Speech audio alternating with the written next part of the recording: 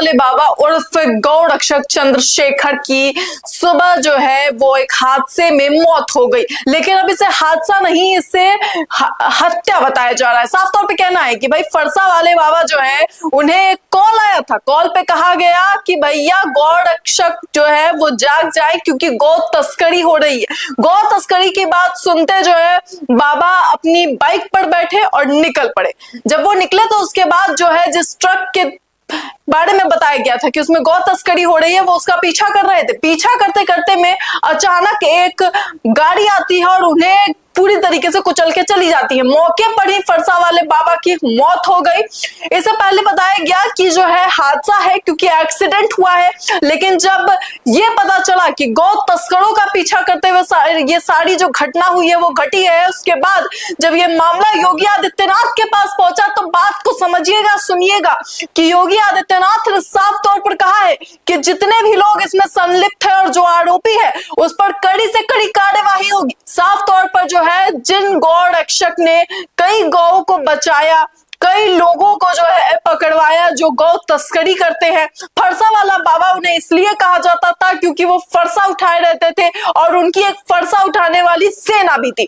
ये सभी गौ रक्षक मिलकर गौओं को बचाने का कार्य करते थे ताकि उनकी तस्करी जो है वो ना हो और तस्करों के मन में डर हो। लेकिन अब इस सब के बाद मथुरा में बड़ी हिंसा जो है वो उठने को तैयार है क्योंकि लोग क्रोधित है, आक्रोशित है, गौ रक्षक आक्रोशित है। सभी गौ रक्षक जो है हाईवे पर जाम करके वहां पर प्रदर्शन कर रहे थे। उसके बाद लगातार जो है वहां पे आगजनी की गई, लगातार नारेबाजी की गई, जिस सब के बाद यूपी पुलिस ने उन लोगों को कंट्रोल करने का प्रयास किया गया। साफ तौर पर सीएम द्वारा ये कहा गया है कि हम इस पर बड़ा एक्शन लेंगे और जल्द से जल्द आरोपी को पकड़कर उसे जो है उस पर कार्यवाही की जाएगी।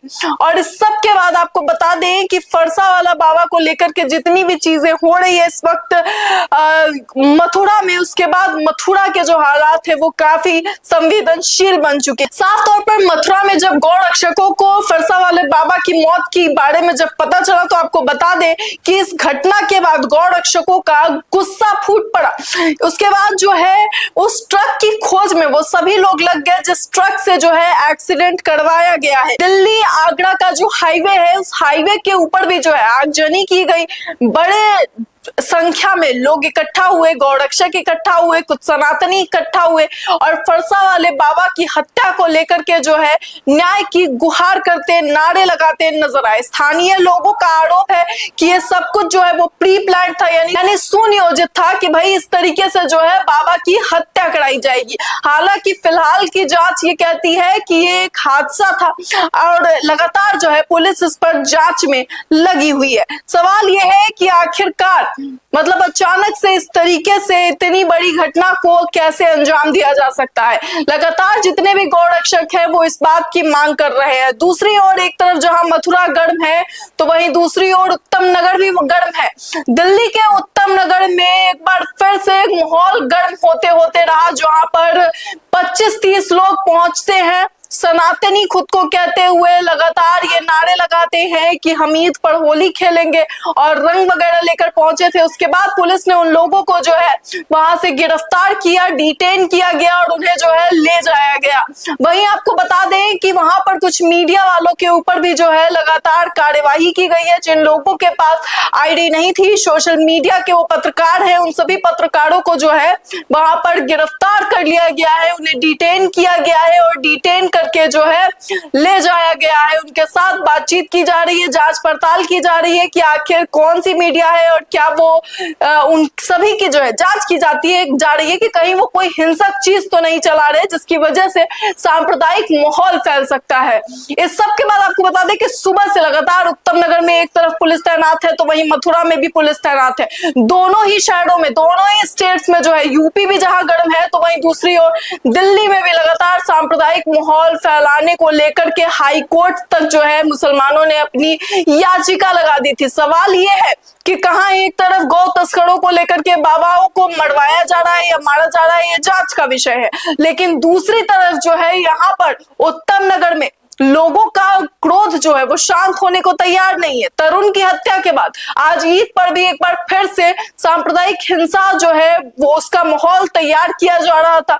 पुलिस की चाक चौबंद के कारण जो है चीजें सिमटते सिमटते जो है वो अभी कंट्रोल में है। आपको बता दें, सुबह से आधार कार्ड चेकिंग के बाद ही अंदर हस्ताल गांव में एंट्री मिल रही थी, जिसके बाद वहां के लोगों ने ये कहा कि पुलिस पूरी तरीके से जो है चाक चौबंद में लगी हुई है। लोगों का मानना है कि पुलिस अपनी पूरी तैयारी के साथ है। वहां के जो मुसलमान लोग हैं उनका भी कहना है कि हम ईद शांति से इसलिए मना पा रहे हैं क्योंकि दिल्ली पुलिस एक्शन मोड में है। उनकी हर एक चीज पर जो है वो कड़ी नजर है। बाकी जो लोग वहां पर होली मनाने पहुंचे उनके साथ भी जो है फिलहाल उन्हें डिटेन करके उनकी जांच की जा रही है कि आखिर किस मकसद से और किस तरह के एक्शन के लिए वो वहां पहुंचे थे। मगर फिलहाल अब सवाल ये है कि आखिर इस तरीके की घटनाएं अलग अलग जगहों पर क्यों हो रही है। दिल्ली का उत्तम नगर हो या फिर यूपी का मथुरा, अब हर जगह जो है पुलिस की तैनाती हो चुकी है। चारों ओर प्रयास किया जा रहा है कि जो चीजें हैं उसे पुलिस अपने कंट्रोल में रखे। हालांकि एक तरफ योगी आदित्यनाथ खुलेआम ये ऐलान करते हैं कि हम आरोपियों को पकड़ेंगे और कड़ी से कड़ी सजा देंगे, तो वहीं दूसरी ओर यूपी में के बाद यहाँ दिल्ली की जो तस्वीरें अब तक लोगों ने देखी है, साफ तौर पे एक तरफ मुसलमान पक्ष खुश है, सरकार उनकी सुरक्षा के लिए सब कुछ कर रही है, तो वहीं दूसरी ओर दूसरा पक्ष नाराज भी है कि अभी तक तरुण के आरोपियों के लिए कोई एक्शन क्यों नहीं। इसे लेकर आपकी क्या राय है, अपनी राय कमेंट बॉक्स में जरूर बताएं। फिलहाल इस खबर में इतना ही। ऐसी तमाम खबरों के लिए देखते रहें सरल न्यूज।